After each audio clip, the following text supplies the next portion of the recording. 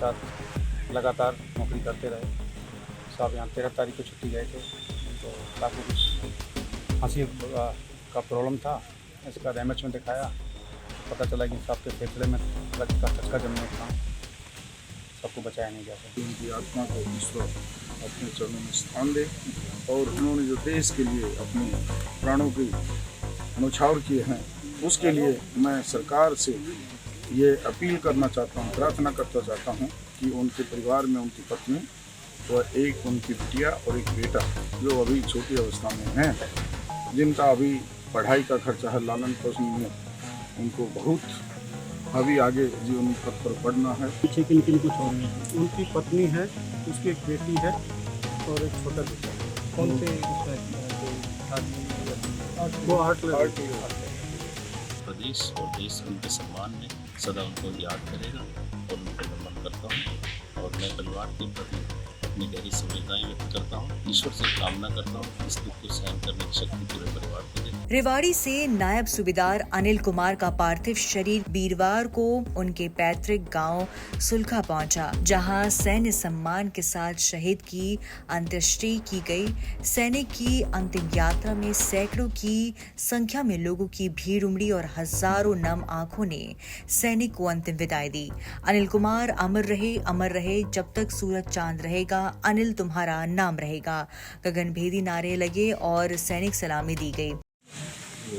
वो शहीद हुए हैं, मैं अपनी तरफ से व पूरे गाँव वासियों की तरफ से ईश्वर से प्रार्थना करता हूँ कि उनकी आत्मा को ईश्वर अपने चरणों में स्थान दे और उन्होंने जो देश के लिए अपने प्राणों की न्यौछावर किए हैं, उसके लिए मैं सरकार से ये अपील करना चाहता हूँ, प्रार्थना करना चाहता हूँ कि उनके परिवार में उनकी पत्नी और एक उनकी बिटिया और एक बेटा जो अभी छोटी अवस्था में हैं, जिनका अभी पढ़ाई का खर्चा है, लालन पोषण में उनको बहुत अभी आगे जीवन पथ पर बढ़ना है।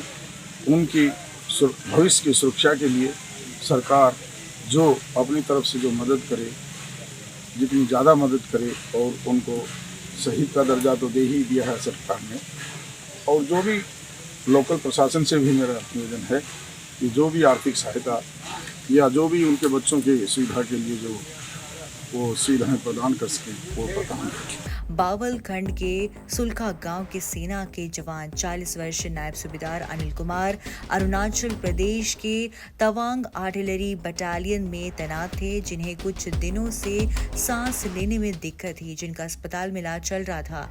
20 अगस्त को इलाज के दौरान मृत्यु हो गई। गुरुवार को अनिल का पार्थिव शरीर सैनिक सम्मान के साथ गांव लाया गया और सैन्य सम्मान के साथ शहीद का अंतिम संस्कार किया गया।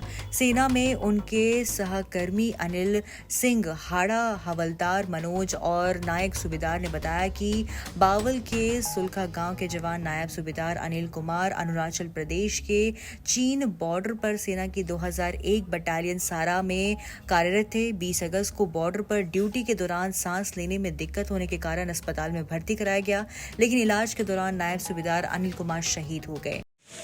पता नहीं, लेकिन वो यहीं पे वो खत्म। पोस्टिंग कहाँ थी? तो तवांग। सर कितनी एज थी उनकी? 40 साल एज थी। पीछे किन किन को छोड़ रहे थे? उनकी पत्नी है, उसकी एक बेटी है और एक छोटा बेटा। कौन से उसमें आदमी में या वो आर्ट लगा? तो सर इसमें लेकर क्या कहेंगे जो परिवार को छोड़ रहे हैं उनके?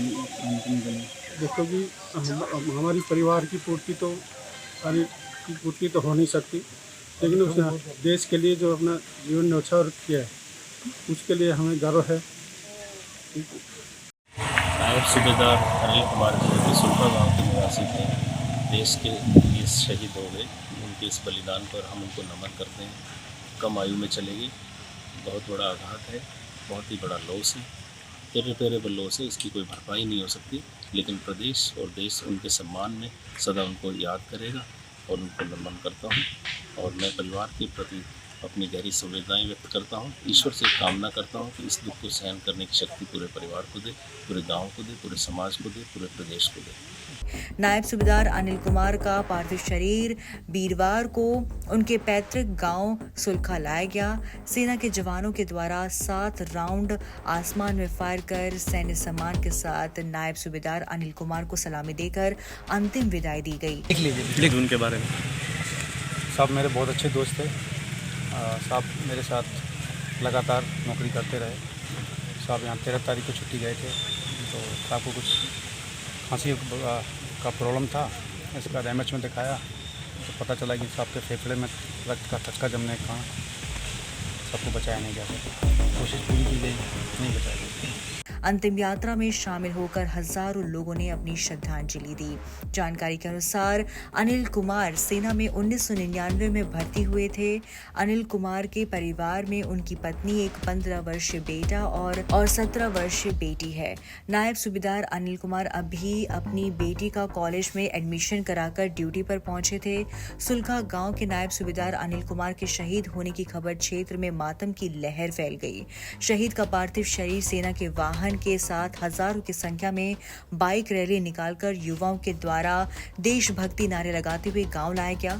शहीद नायब सूबेदार अनिल कुमार के अंतिम संस्कार के दौरान प्रशासनिक अधिकारी और आसपास के ग्रामीणों ने भाग लिया।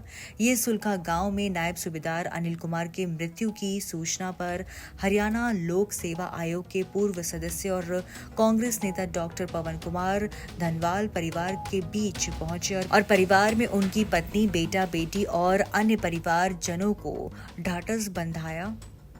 नायब सूबेदार के अंतिम संस्कार के दौरान मुकेश जूली, साधुराम सिंह, डॉक्टर गोविंद शरण बागड़ी, श्याम सुंदर सब्रवाल सहित बड़ी संख्या में आसपास के गांव के लोग भी मौजूद रहे। अरुणाचल प्रदेश के चीन बॉर्डर पर सेना की 201 बटालियन सारा में कार्यरत नायब सूबेदार अनिल कुमार को बड़े सम्मान के साथ अंतिम विदाई दी गई। सेना का जवान अपनी जान की परवाह किए बगैर देश रक्षा करते हैं, तभी हम सब सुरक्षित हैं।